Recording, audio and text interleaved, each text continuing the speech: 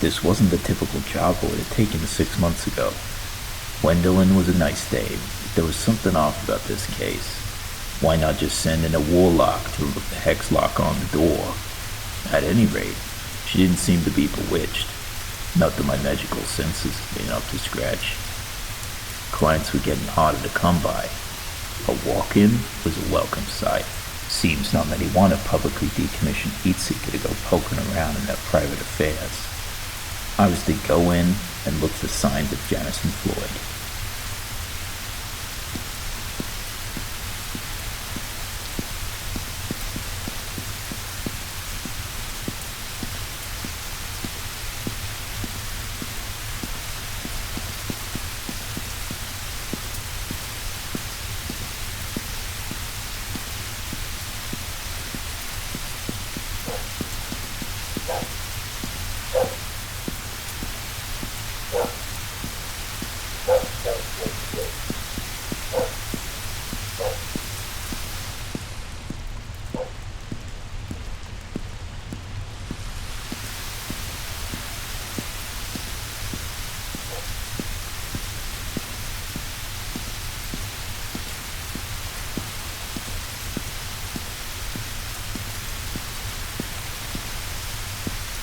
The door was sealed with a hex lock.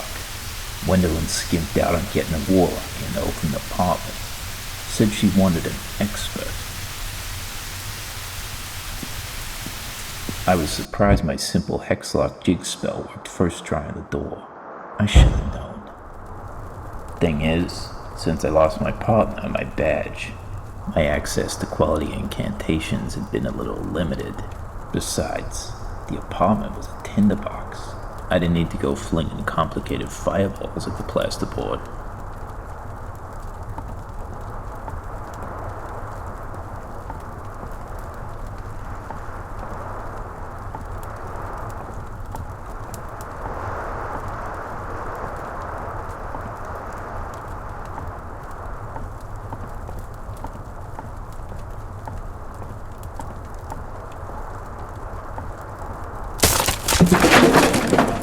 Damn near broken ankle. Note to self, when the gal comes in saying she's got some work for you, remember to ask if it'll involve mushy floorboards. I picked through some of the black market merchandise in that basement, most of it benign. A cursed deterioration scroll came up though, a rare one in fact. The kind of parchment that would put a sting in your wallet at any black market warlock dealership. One-time use. Looked like would solve a matching skin curl curse.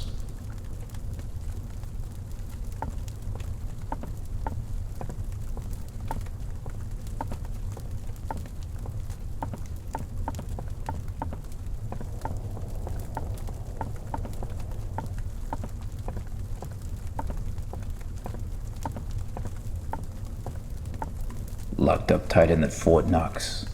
I could sense the door had a heavy enchantment on it. I wondered what Floyd was keeping out. Or in. Locked up tight in that Fort Knox. I could sense the door had a heavy enchantment on it. I wondered what Floyd was keeping out. Or in.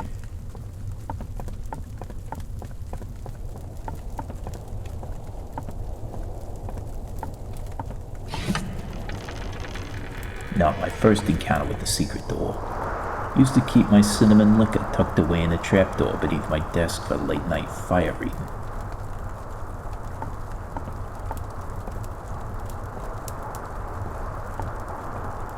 I'd been set up. The front door had been heavily hexed from the outside.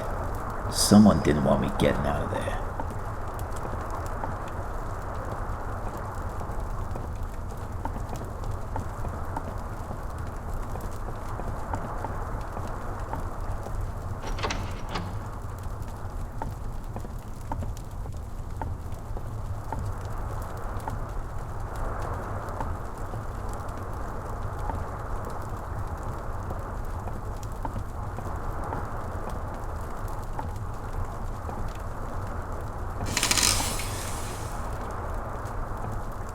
Looked like Floyd had a cursed artifact in his closet.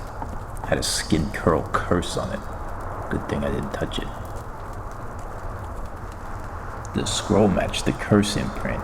It's like they left the serial numbers on.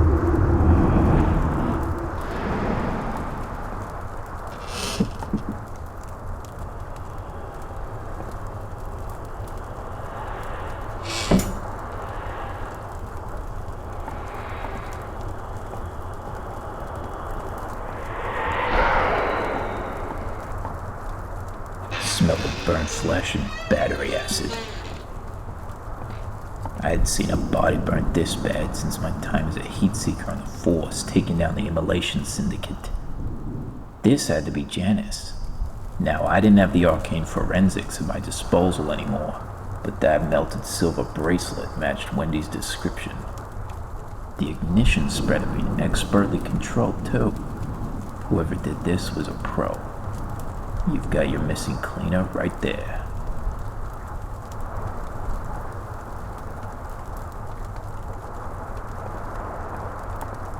The runes were impossible to detect without magic.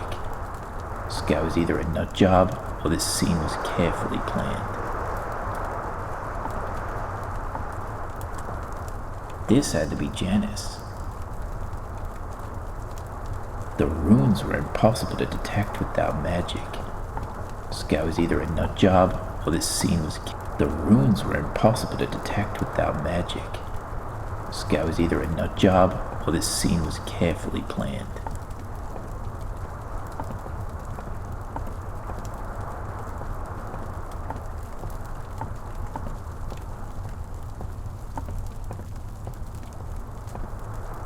This all felt like one big setup. It felt like I should have gotten out of there. Gone and told Wendelyn what happened to Janice.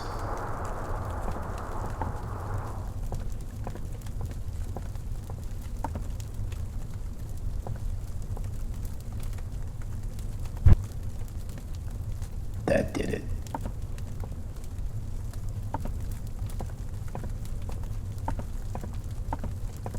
The heat signature for the stairwell was way off. The temp had dropped a good 40 degrees only 2 steps down.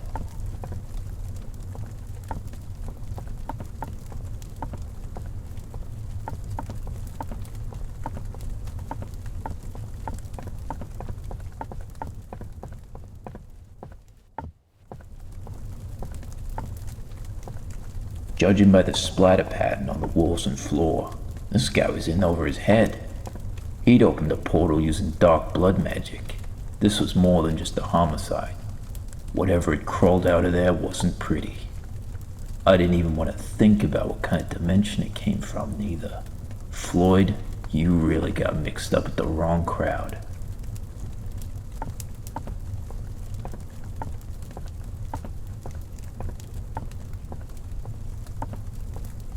My fire magic was beginning to wane. Too much damn moisture in the air down there.